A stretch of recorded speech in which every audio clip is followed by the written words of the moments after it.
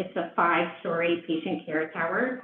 Currently has 2 bed floors, 64 single beds that have acuity-adaptable rooms, and they're currently providing care to the vascular population.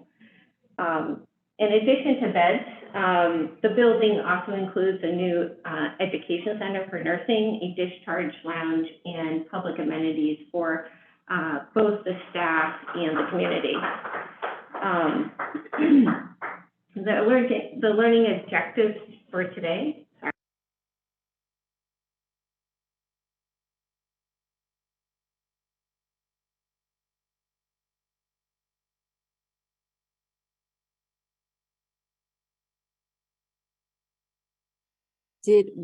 Jess, we lost your audio.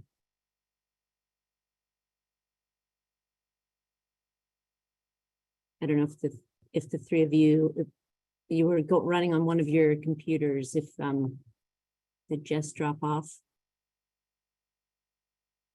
No, Alan, you're muted, so we can't hear you. Is it just me? Not just you. No? Okay. Thanks, Joe.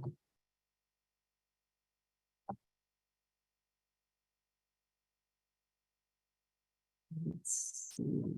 Oh, she's connecting back. Maybe the audio connection dropped off.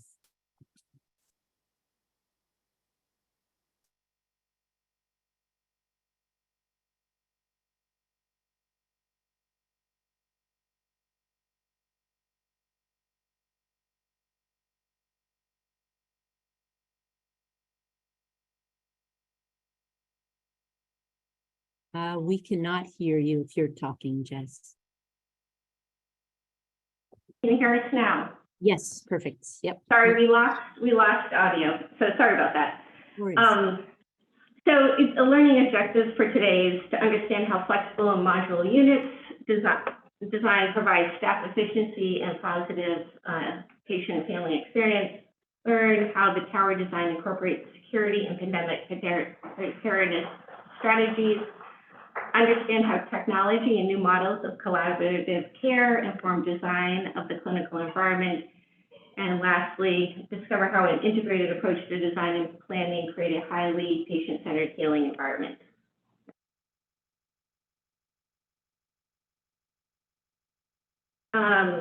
So Dartmouth Medical Center, they wanted to be recognized as a top-tier academic medical center in Upper New Hampshire. Some of the design drivers were to increase bed capacity so they can get the patient throughput more quickly, patient safety, providing flexible support areas that can change over time. And again, this is a fast-track project and with a very tight budget.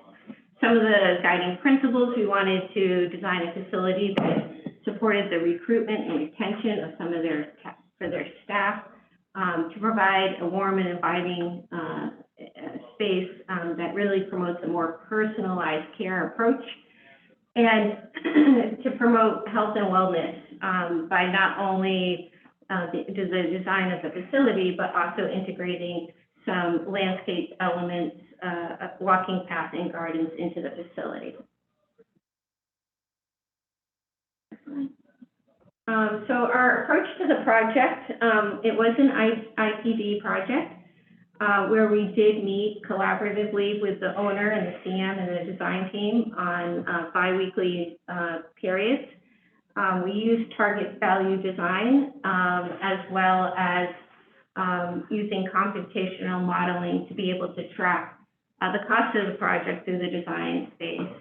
It was a CM at risk, and we did deliver multiple early release packages to keep the project on schedule.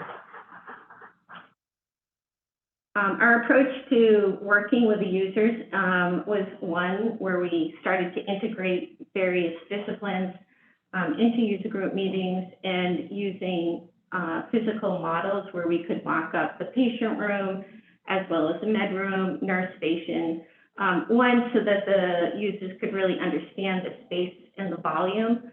They could also test out the flow from a procedural standpoint, and to determine where devices should be located.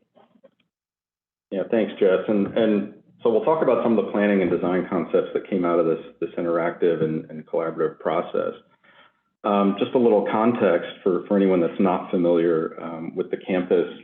You know, it's probably 1.8 million square feet or so, even before the new pavilion was added. Principally constructed as a greenfield hospital in 1991, originally designed by our friends at Shepley. I think I saw a few on the call. And organized around the concept of the mall. And the mall that you see at the sort of bottom left photo is really the organizing element of the campus, sort of bringing together all the different components of it. So the pavilion growing to the north, you see it in purple, was really an extension of this idea and the first inpatient expansion in Dartmouth Hitchcock's history here on this site. So it was fairly significant from that standpoint. At the bottom right, you see what the north entrance was prior to the pavilion. So an arrival road came up to a sort of a circular drop-off area there between the two existing, or as we call them, the legacy inpatient towers. You know, if we look at just one level of the campus and everything that's happening here, I've twisted it sort of 90 degrees to fit the slide, but you can see how the small labeled here is organizing outpatient services kind of at the center, research and teaching at the right, and really the bulk of inpatient diagnostic and treatment there to the left. So the pavilion you see is really kind of plugging in between the two existing inpatient towers. Critical care currently is right now kind of to the west of diagnostic and treatment there across the mall.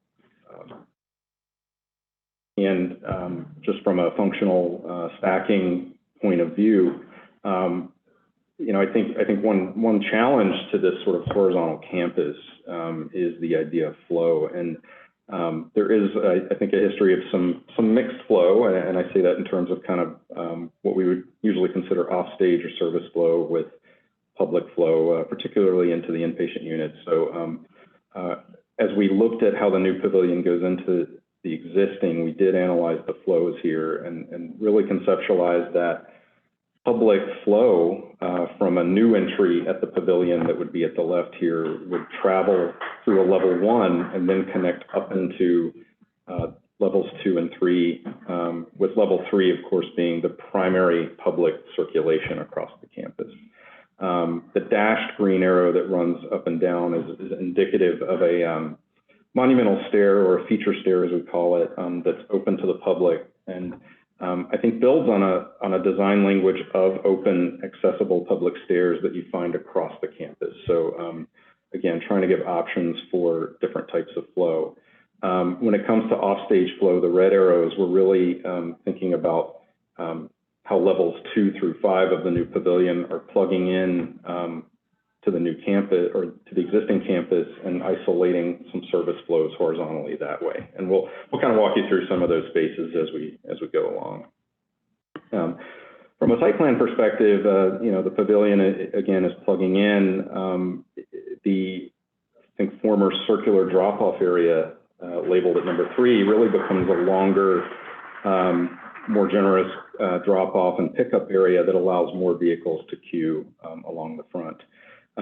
The space between all the buildings really is an opportunity as well for gardens and courtyards between the buildings, and really enhancing that environment rather than just saying, hey, there's a building right up against a building. There's also to the left side where the drive is coming in, an ambulance transfer bay. There are 2 bays there. The idea being that a patient transferring in by stretcher would have a covered and dignified way to come into the building there. Since this is principally driven by the need for beds, they really are kind of the driver of the form and footprint of the building. So we thought we'd start with a high-level overview of that. As Jess said earlier, it is a 32-bed sort of floor that defines each level. Two floors fit out today. two are shelled. And again, I think that the red is kind of indicating that off-stage separation of flow from the unit back into the existing building. And you can start to see on the plan, the orange stair there at the bottom of the slide is that public stair that's accessible. From a public and visitor standpoint, the idea is that they take those three green elevators that are dedicated to the pavilion up, and that it's a very simple arrival point for them, and we'll see sort of how that evolved in terms of the design. But again, I think the idea was keep things simple and keep offstage and onstage flows as separate as possible. And then again, moving to the first floor, some additional shell space here, but really bringing the former level 1 lobby much further out into this building and creating a gracious arrival point, but making sure to connect back in a thoughtful way to bring people back to the legacy buildings. I'll let Megan come in here as well. Yes, and as Alan was mentioning, that intuitive wayfinding was really important in this building design. So we've kind of created this curving form that leads you from that main new entry point and then back through towards the feature stair and then that connection into the existing patient towers. And then kind of along the way, having amenities for connection and also always orienting people back out to views of nature and having that natural light really come through into the space. And then also another key thing was using feature materials at key destination points to help reinforce that wayfinding. So you'll start to see the use of warm materials kind of in these key areas to help guide people through the space. And then the overall concept for the building form, massing, and materiality was inspired by the local context, including the sunlight between the trees, stones in the mountains, and the local streams and rivers. And then from there, developing that common design language, which was carried from the exterior into the interior space. So using elements and materials such as the frame element that wraps the building form, and then in the interior, kind of wrapping different programmatic zones, and then using vertical articulation in the glazing and also in the interior wall paneling. And then complementing that with a grounded base of stone at the exterior, and then on the interior using different flooring materials to highlight those zones and pull the colors and textures from natural materials. And then the patient, visitor, and staff experience was also a key driver for the design. So creating a sense of community, comfort, and also that connection back to nature. And then integrating the amenity spaces for respite, reflection, and again, providing that access to natural light and views in every area of the patient journey. And then in terms of materials, all the materials were evaluated and selected based on criteria for health, durability, cleanability, and resiliency, really built to last in the high abuse zones, but also promoting health and wellness and materials that will remain timeless over the course of the building life. So we started with that 50-year palette of kind of neutral materials, again, that remain timeless for the longevity of the building, and then complemented that by layering in pops of warm, bright colors that pull inspiration from the changing seasons around the facility. And then also strategically locating art and wayfinding to add dimension and color to the space in strategic points throughout the journey to the lobby, team hubs, and lounges. And then the neutral colors really serve to, again, reflect that natural light into the space to create that brighter, calming experience. And then using lighting and forms to create that movement, reinforce wayfinding, and also promote that circadian rhythm for staff and promote healing. And then accents of the warm wood. We used a lot of reclaimed wood from local New England barns to kind of highlight those key destination points and bring warmth into the space. And then again, using the kind of the inspiration of the changing environment on the exterior and bringing that color and the seasons kind of into the space. And this just kind of shows, again, that color inspiration and the idea of using that, that view to nature is another way to bring not only that connection to nature, but bring that color into the space. So kind of looking at the different seasons and how it changes throughout the year. So you have the warmth of the fall, palette, kind of the cooler colors that you get in the winter. And then the brighter greens from the spring and the summer. I think we'll start our virtual tour here and kind of talk about how all the concepts and strategies that you just saw are applied.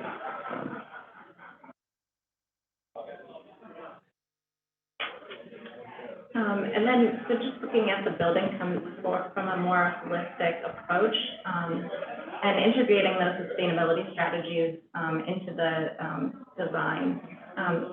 So some of those strategies that we looked at include really focusing on the health and well-being in the space, creating those areas of respite, views to nature, using materials that were red list free and sustainable. And then also one item that was kind of added to the project was the idea of an operable window within the patient room. Yeah, and I'll have a little backstory on that element toward, I think, the end of the presentation. But yeah, I think the idea of bringing the natural environment in as part of the experience, is also coupled with this idea of being a good or a positive contribution to the overall environment as well. So we'll go from kind of the section cutaway to how the building really, was placed on the site and executed. I think as you saw in the overall kind of existing images, the language of the campus really is a white metal panel type of architecture, with ribbon windows and that kind of thing. So the new building is really trying to be compatible, I think, with that language, but also progress it forward and express the ideas that are inherent in our design concepts of really being part of nature and reflecting it and bringing it in, as you can see with the windows here. I will say, because of the seasonality, the landscape is much fuller now than it was at the time of the photography. We all had to get through mud season before the planting could really go in. So, and again, just a detail of that arrival and departure point at the canopy. Really thinking about providing a generous area for cars and vehicles to queue up under cover at the building. I will say where you see the building making its turn there at the right side of the slide is something we'll show you, that's a stacking of respite and lounge spaces that support the patient experience in a variety of ways. And just a detail here of that canopy. As you'll see, there's a language of kind of a warmth of material at arrival point. Megan, I don't know if you want to build on that at all. Sure, yeah, and you start to see that here at the canopy as it kind of welcomes you in. And then as we move into some of the interior photos, you'll start to see that again at those kind of key destination points, welcoming you at the reception point, at that lounge area that Alan just mentioned that stacks throughout the building. And then again, kind of as you move through the space and towards that feature stair and connection to the existing campus, you are again greeted with that warm material. Yeah, Yeah, and I'll point out too the stone base here. The stone was a regionally sourced material for the building, and things also sort of evolved along the way, like the use of some of the granite boulders that you see, sort of supplementing the bollards that are here along the drive as well. So really evolving as it went. And then just a look back at where the connector is really kind of sliding in between the two legacy towers here. Again, I think this idea of kind of transitioning language from the horizontal banding of the existing to that vertical that really emphasizes the verticality of the trees and vegetation just on the other side of the building here at the right. And you can start to see here where those courtyards start to form between the existing and the new. This leading into what will be kind of a terrace off of the cafe space. And then on the other side of the building, a meditation garden off of the chapel space as well. And then looking at the first floor in a little more detail, kind of walking through some of the main program of the space. So again, you're kind of greeted with that main lobby reception area on the north of the plan.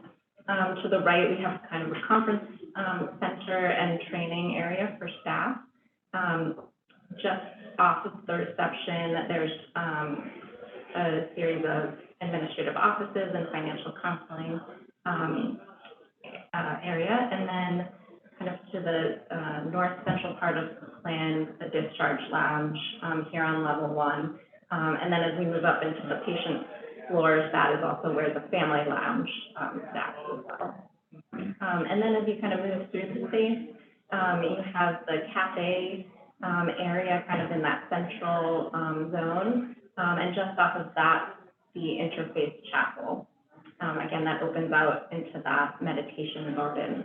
And then to the south of the plan, that feature stair that connects the different patient floors and also connects you back into the main campus. So looking at that main lobby area, you can see here again that reclaimed wood that is at the backdrop of the reception area. So as you're walking into the space, you're kind of greeted with that warm material again. We also have the floor to ceiling glazing all along that front entry point to again provide that visual out to the drop-off zone, but also the views out to nature and allow that natural light to really flood the space. And then at the kind of the back end of the lobby, you can start to see that connection to the discharge lounge, as well as that wayfinding wall kind of beginning to form at the back of the lobby. Yeah, and it's just propped off to the left here in the image, but there is a sort of a central security office in this location as well, with you know, sight lines to the entry vestibule as well as to the waiting area, but done in a very discreet way, so that there is direct monitoring, ease of access to the lobby, but not kind of like walking into a police station.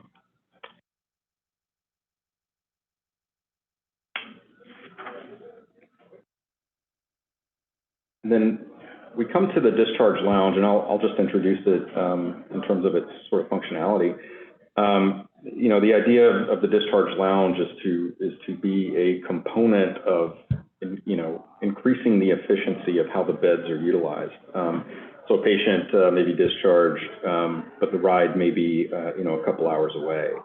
So the idea is that those discharged patients can come here to a very comfortable environment, have access to food or entertainment while they wait for their ride. And of course, the sight lines are directly out to that arrival and drop-off area, so that the ride can be seen very easily coming in there. Megan, I'll pass to you.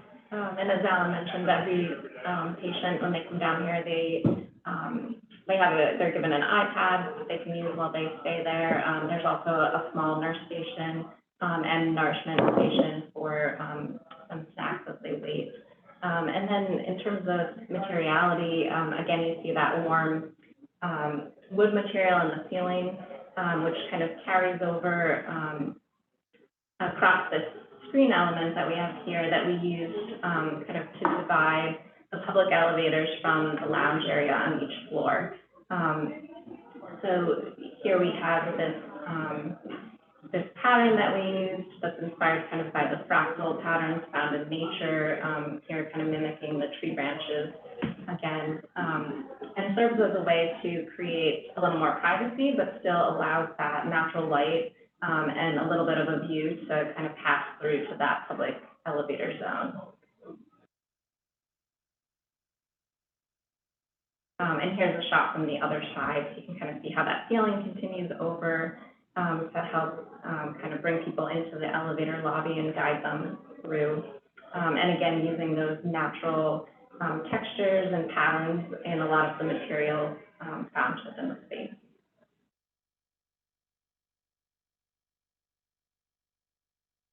And then looking at the kind of the cafe area, and here you get a really nice view of that wayfinding wall on the left-hand side that carries you from that front lobby area through past the cafe zone, which here you have that view out into the cafe terrace garden area. And then in the future, they plan to add also a coffee vendor to provide another destination for people to gather and create, again, that sense of community within the space. And then also using materials on that wayfinding wall that have different qualities of reflectivity to bring that natural light into the space, and also create kind of that light and shadow effect from the trees and nature outside.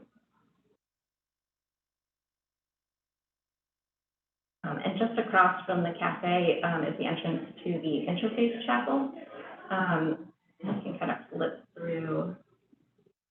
You also see the feature stair just beyond, and again, that glimpse of the warmth of the wood, which connects you into that existing campus and brings you up to the building. Yeah, the entry point to the existing is just to the left of those monitors there. So, you know, part of the idea was to not just have a pathway, but have a pathway marked with milestones or architectural features that you know, make it more than just a corridor.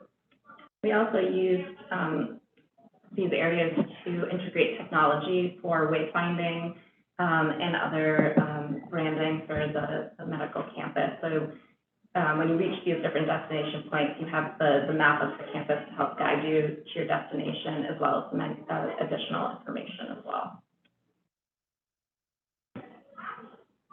And then the interface chapel, this space was designed really with the idea of rest, reflection, and rejuvenation. And it was designed to be an adaptable space for different functions, and meant to flex between you know, different religious services, memorial services. It could be used for meditation, respite, support groups, or counseling for staff, patients, and families. We have a couple different images here that we can flip through. Again, using materials in the space to create a really soft, warm, and quiet space for people to reflect and connect back with nature. If you want to flip through. Yeah. So you can see kind of as you move into the space, you're greeted with that view back out to the meditation garden, and also bringing some of the granite from the exterior into the interior of the space as well. Yeah, and behind the white paneled wall there is a large sort of flat panel screen there, and I think in the previous slide we could see the camera. So the interfaith chapel will be able to visually connect into patients' rooms to provide anyone in their room the opportunity to sort of participate in activities or services as well. And there is a direct access to the garden as well. You can see that door in the back. Yeah, and actually I'll point out too, the stained glass there was, you know, sort of came from the existing chapel, which was unfortunately right where the new connector sort of plugged into the campus. So there was some beautiful stained glass there, and this is one piece that was brought into the new chapel here to continue that legacy forward. And you can see here it's set up for a meditation service. And again, the landscaping at the time had not been planted, but that will eventually be a beautiful garden just outside the window.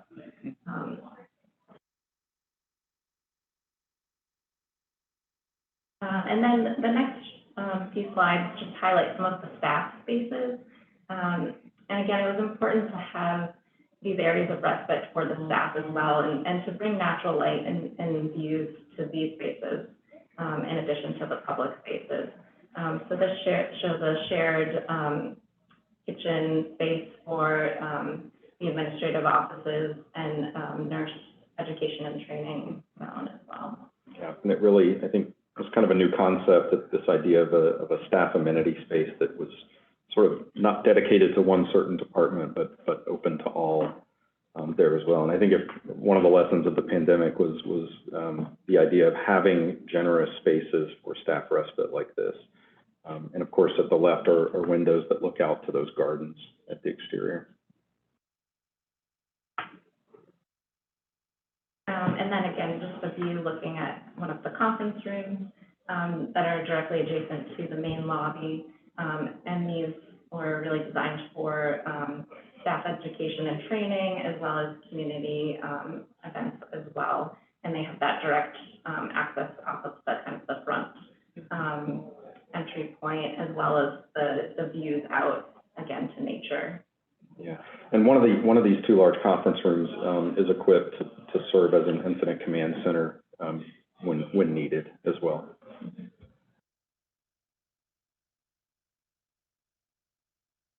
And then looking at another close-up view of that feature stair, again, seeing the reclaimed wood detail that kind of carries from that first level all the way up through the building, and as well as those digital screens for weight binding and information.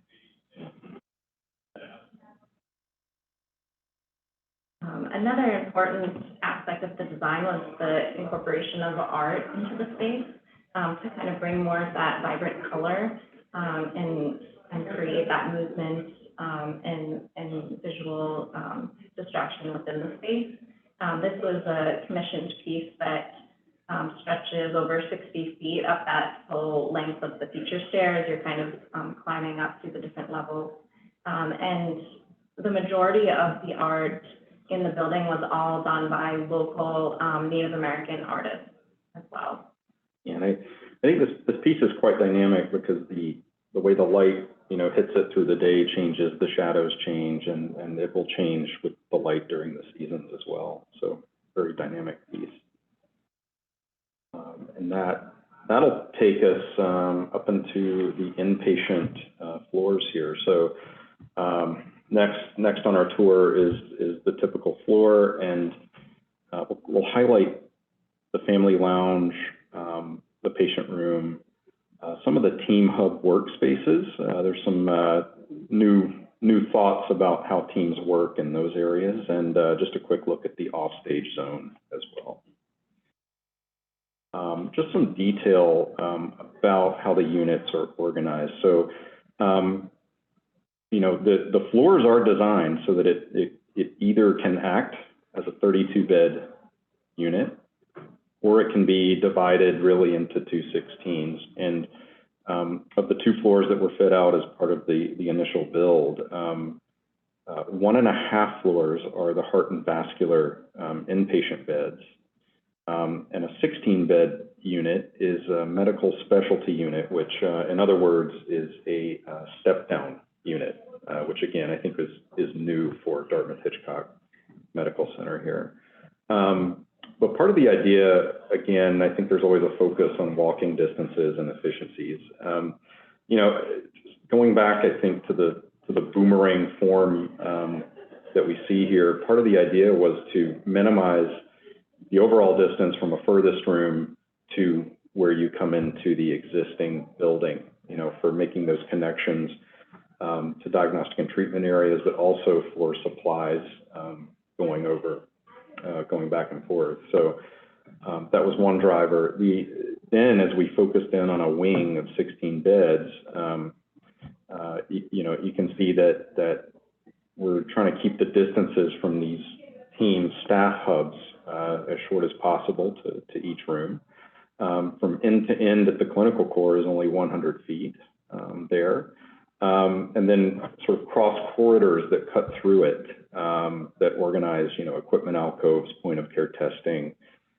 Medication room, we'll point out, is right dead center at the unit, accessible from both sides. Oftentimes you'll see a third kind of central offstage corridor that organizes things, but this isn't here. But what we did was try to organize those things on the cross corridors, so they're not on the main corridor. And then things like soil utility or holding are really at one end closest to the service core where they go off the unit. In terms of bed arrangements here, I put some purple dots for our isolation rooms and some pinkish dots for our accessible rooms. So we located there's 2 isolation rooms per 16, and those are located there at the bottom there, closest to where a patient would enter the unit from the elevators there. And of course, the accessible units are kind of utilizing the end run of the rooms there. We'll walk through some of the functions as well. I'm going to go backward. I'm all over the place here today, and just talk a little bit again about the zoning. So the zoning of this was to really focus the direct clinical care space, support space within the unit, but pull out the things that you see in yellow or beige, which are the sort of the administrative offices, the lockers, call rooms, that sort of thing, so that these were not sort of occupying that prime real estate within the actual bed unit itself. And I'll talk more about that design idea a little bit later. So we'll go forward here and start to walk through the unit.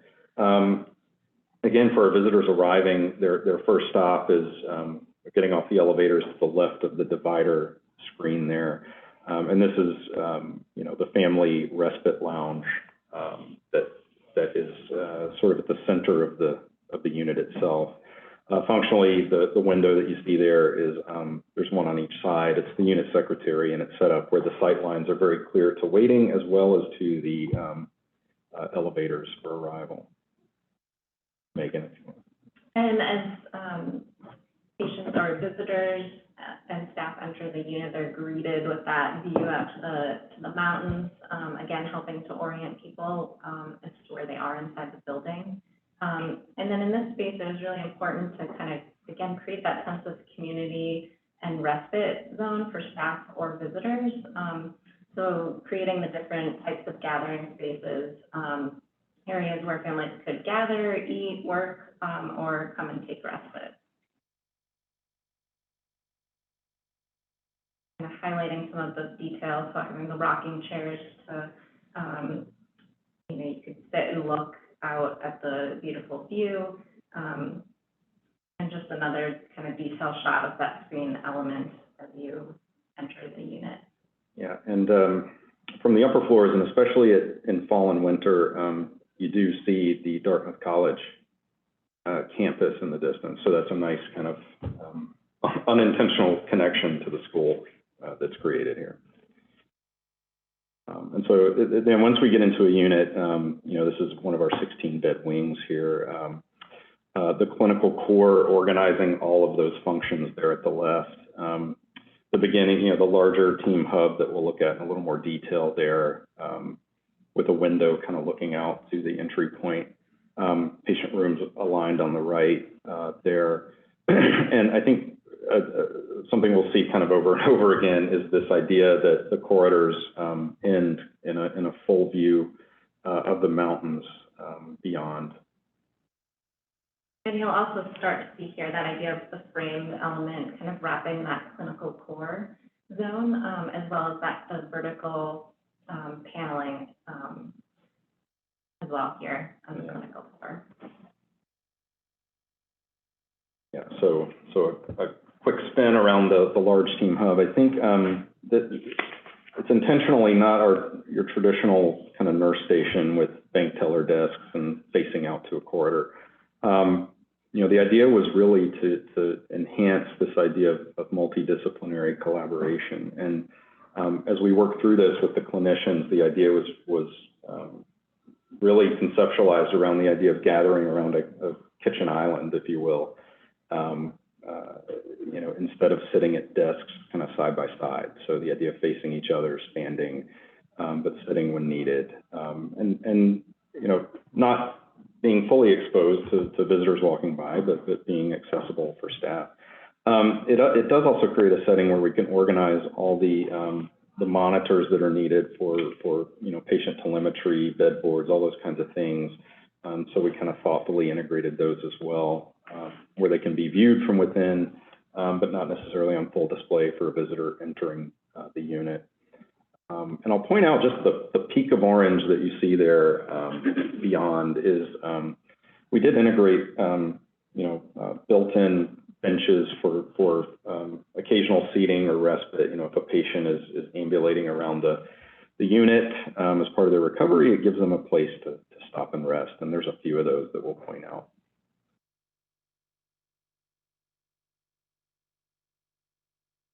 And we kind of walked to the tapered or smaller end of the unit, and we see the small team hub. It really kind of replicates, you know, a lot of the functionality of the large one here. But here, I think the beauty is really to see it in context of those windows at the end of the corridor. Here. And again, where you see the orange wall, another sort of respite area, a little seating area for people. And again, I think, you know, even as we were kind of hanging out, photographing, or even at the opening with an open house, we found people were kind of gravitating toward the ends of the corridors there, and a rail that can stop a bed from going through also just becomes a nice, convenient kind of lean rail for people to stop and have a conversation at there. On the right side is one of the charting alcoves, you know, 1 per 2 rooms here. You know, what's interesting here is that, you know, these were a custom approach to a height adjustable ergonomic charting work surface here. So that's what you see just below that countertop there. So wanted to pay attention to all of those details as we went through the design. And one thing that's really nice as you move through the unit, this image on the right is shown through one of the cross corridors, is you really start to get a view out through kind of the patient rooms and also of the art in the patient rooms as well. So staff, even as they're moving through the unit, are still getting that connection to nature, the views, as well as the art. And then I'll jump back to that offstage corridor zone, and now this is the corridor that's you know, it's utilized for patient movement, for material movement, cart movement, staff movement, back and forth from the new pavilion into the existing. That's one of the legacy towers there at the right, and all the administrative office there to the left, behind the paneled wall. I think what we didn't want to do was develop a design language for lobbies and public spaces and then leave it all behind once we got to what is considered back of house. So, you know, it's the idea of embracing the notion of the very necessary wall protection, but doing it in a way that recalls the feature kind of paneling on the lobby level below. I'll jump right into the patient room. I know everybody's probably been waiting for this for the whole hour. So just an overview of a typical room. Decision very early on in the process to design these to ICU space requirements, as well as all the other requirements that go with it, so that there's maximum flexibility. The 2 shell floors as well did already sort of plumb in the shower drains and all those kinds of things, so that when those get fit out, it will be a very easy renovation that won't disturb things that are below it. So you see the critical care clearances around the bed, all organized on a 32-foot wide structural bay, so 16 nominal for each room, center line to center line. The family zone by the window with a sleeper sofa there. The use of sliding doors both at the room entry as well as the washroom entry there to kind of, you know, not have our big swinging panel door impeding access. Just like there's a charting alcove for every 2 rooms, there is a built-in PPE cabinet and cart parking that's between every 2 rooms as well. There, 290 sort of net square feet in the room itself, and 40 at the washroom there. And the idea was, again, thinking ahead to all critical care was not to have the washroom sort of really take up a huge footprint of the room itself. So we kept it very tailored, but accessible at the same time. And just a look at the room as we come in. Modular head wall systems, typical for the rooms at the left. A traverse patient lift is in every room, as well as a dialysis connection in every room too.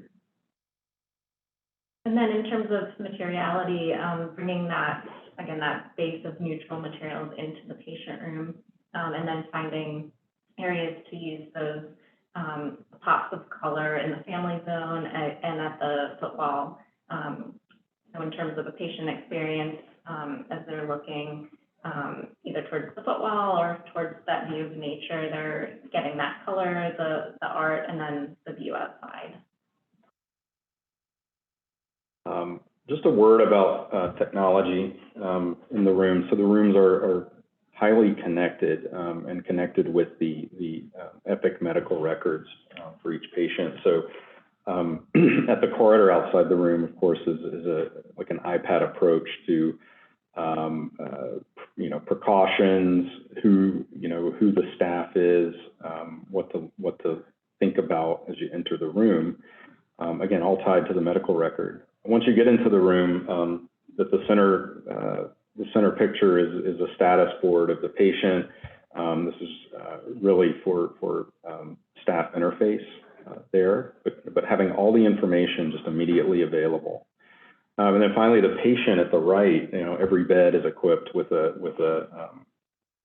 pad for the patient interface, who's taking care of me, how to ask questions, keep notes, access what they can see on their records. So really, really highly integrated technology in the rooms. And this is their model for as they start to look at any potential renovations to other inpatient rooms in the hospital. This is the model going forward. And then sort of moving back into the room and a view to that foot wall, again, trying to organize elements, but to continue the technology, the monitor you see at the top is a telehealth interface that is equipped in every room as well. And you see how that framed element kind of repeats itself here in the patient's footwall design. And one thing that was really important was for us was to kind of reduce as much visual clutter as possible from the patient perspective.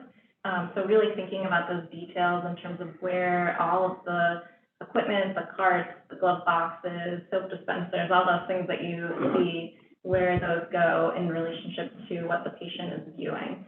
So creating details on that frame element of the footwall to kind of hide some of that, glove boxes, paper towel dispensers, things like that, kind of from the patient view. And just a view to the washroom with, the European shower model here, but of course, sort of preventing splash within the room there. And then the family sleeper zone there at the right. I'll let you have anything to. Sure. And just creating those flexible zones for families. So we have a sleep sofa that pulls out, and the whole footprint of the sofa remains kind of within that zone, so it's still out of the way of caregivers, even when it is pulled out to that full bed footprint. It also has integrated charging as well, and creating kind of adaptable pieces like the work table that you see there that people can move around the room either to work as they're sitting on the sofa or pull it closer to the patient chair as well.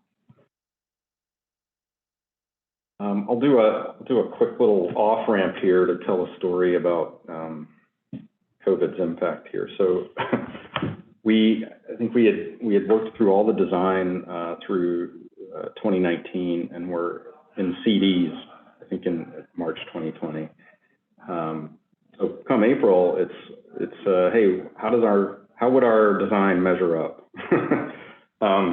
You know, to everything that we were all doing and how we understood things at the time and that initial phase. So we stepped back for just a moment and said, all right, let's evaluate based on what we understand today and look at it, you know, in terms of flow, air management, you know, our gases capacity, all those kinds of things, and make sure we're doing what we need to do, or if we need to make a change, now would be a time to consider it. And so we looked at this from, you know, even from the site, how could you take the design and you know, re-operationalize the flows to support that kind of one-way flow that we were all working through there. And we did find that, you know, the nature of this pavilion being tethered in the way it is offered the opportunity that you could isolate this building. It could be standalone if it needed to operate in an isolated fashion. You know, we looked at flows in the lobby, out through the ambulance bay, how you could sort of stratify these into a one-way if needed. And then we looked at our inpatient units and thought about it in terms of access, flow, you know, the donning and doffing of PPE at those unit boundaries, achieving a one-way flow. You know, how are we for visibility? We had already got, you know, provided ICU level of care throughout. And then we were considering, you know, how do you isolate a whole unit or a whole floor? And so the air systems had already been designed in a way that you could turn a floor negative as needed. And so as part of that flow study, we just looked at our plan as it was and said, well, if we do temporary measures like everyone is kind of doing at the moment, how would we stage this floor to do that? And would it require, you know, changes to the plans? And what we found was that, you know, the flexibility of being able to isolate not just a floor, but also a 16-bed unit was really already kind of baked in. And if you take visitors out of the mix, re-operationalize that way, that there's kind of an entry point, you know, and then an exit point. And because all of the staff offices, call room, showers were just outside of the unit, that you could exit, have a path to that, and shower as needed without having to recross. Even ideas that you could sort of rededicate service elevators as needed to have a clean side and a dirty side as well on a temporary basis. Let's see here. Oh, and then finally, it was, you know, what if we need to renovate or create a new corridor? Ultimately, I think the design stood as it was and demonstrated that it could be flexible in this case in the future. I think one thing that did change, however, right here in CDs was the addition of that removable and operable window panel to the patient room. So even, you know, by April, Dartmouth Hitchcock, like so many others, were already exhausting rooms directly to the exterior and going to great lengths to remove panels and create openings that were never intended to be there.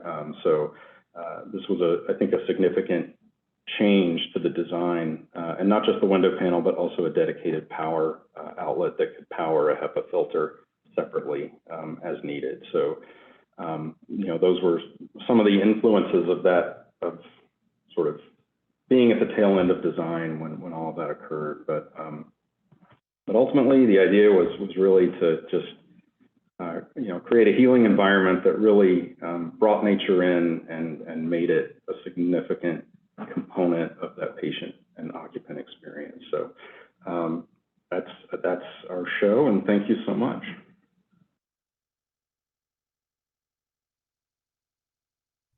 Fantastic. Thank you very much, Alan, Megan, and Jess. We can open up the floor to questions.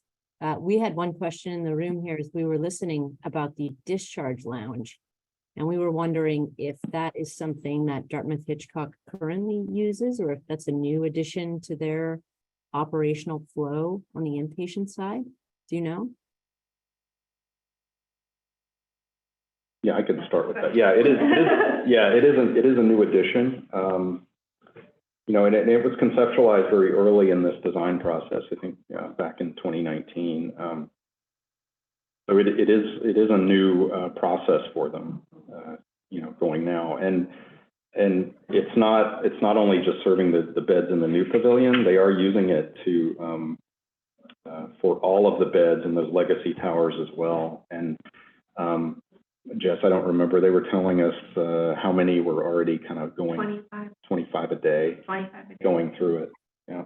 Oh, wow. Yeah, and the other thing, just to add on to Alan, you know, originally when we designed the building, the ambulance bay was from an operational standpoint, they thought they would just discharge patients from there to other facilities. But now they're utilizing it to actually admit patients. So they come in, they go direct to the room and register them there, which has helped alleviate backup at the ED, because previously new patients transferring in would come through the ED, and then there was, you know, they would be waiting in corridors, just waiting for somebody to transfer them back to the inpatient bed units.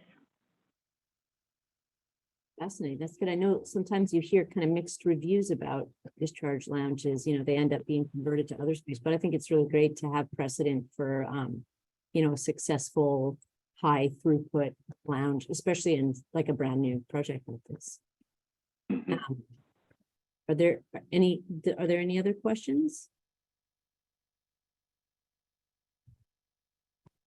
I just want to add what a beautiful project it is, and how nicely you incorporated the themes of the site with the natural materials and colors, and the views are so lovely. You know, us who work in a lot of the city projects don't get these really natural views of trees and mountains.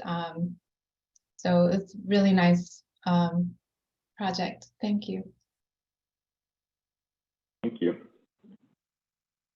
I will say, every time I'm up there, I am never sick of seeing the view when I arrive on the unit. Yeah, those are breathtaking views. Lee, go for it. I'm just curious about the views that might have been obstructed in the legacy towers by this building and the back of the building and looking directly at those towers. So there's definitely the have and have not side.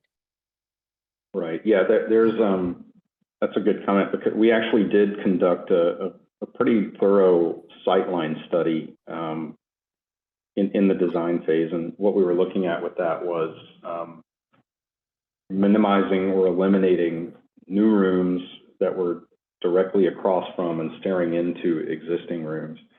I think over time, the landscape design in those courtyard areas between it are going to be pretty amazing. You know, it actually started to feel very nice, even just in the last couple of months there. Nice. So I think the idea was what's the dimension? I think the closest point is probably 35, 40 feet between buildings. Yep. Yeah. Yep. Yeah. There's a question from Nile, but I don't know if Nile, do you want to ask it yourself, or is he still on? His question is, if there's a need for more inpatient beds in future expansion, where and how do you see another building tying in? And having worked on Dartmouth in the long time ago past, I know there was that thought of connecting all the additions to that kind of a mall, kind of a street. So I'll let you guys talk about any thoughts for future expansion. Well, I don't know. I mean, I think I'll start with the idea that the building has the capacity right now to double the level of ICU rooms that are within it with the shell floors. In the design phase of it early on, it started life as I think a 3 or a 4-story tower. And we all discussed this at length, studied it in various ways, that it really made more sense to just build all the way up to match the existing. I think there's probably future, approaches to the legacy towers and how those may be reused. Yeah, I think we did take into account capacity within the new tower going into the future. Yeah, and just to add to that, I think, from one of their strategies is to maintain, the most sick patients at the medical center, and then utilize some of the more community-based hospitals for like med-surg type of patients. So really start to work as a network, not just as a single academic medical center. We had another question in the room here, and that was, how does the, the design and regulatory process work in New Hampshire in comparison with, the kind of level of involvement we have with DPH here in Massachusetts? So it's definitely different, I would say. It's not as, I would say in 2019, it wasn't as rigorous as it is here in the state of New Hampshire. At the time, New Hampshire was going through some transition with their Health and Human Services department. They were short-staffed. However, we did follow a DPH process where each phase of the project, we had a third-party peer reviewer come in. We reviewed the drawings with them. They provided markups, comments, which we integrated into the drawings. We followed FGI. We followed, I would say, the checklist for Massachusetts as kind of a guide. And so we did that at each interval of the project. And then just recently, as we opened, Dartmouth had a third party come in again to validate that we did incorporate their comments into the facility. They are changing. The state is changing now their approach to DPH, their DPH process. So we'll see how things evolve over the next year. So, thank you. Does anybody else on the call have a question?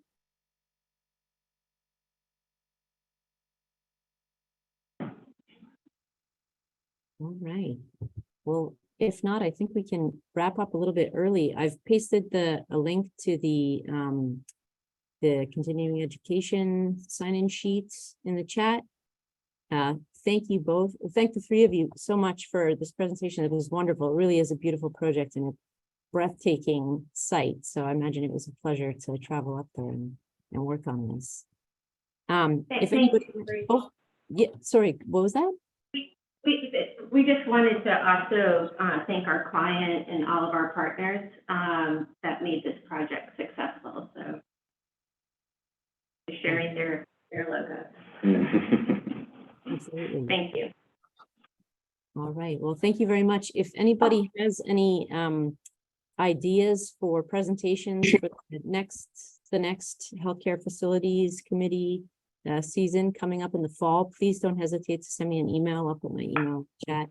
And yeah, thank you again, Alan, Megan, and Jess for joining us today. We really appreciate it. Yeah, thanks for the opportunity. All right. Have a good day, everyone. Thank you. Thank you.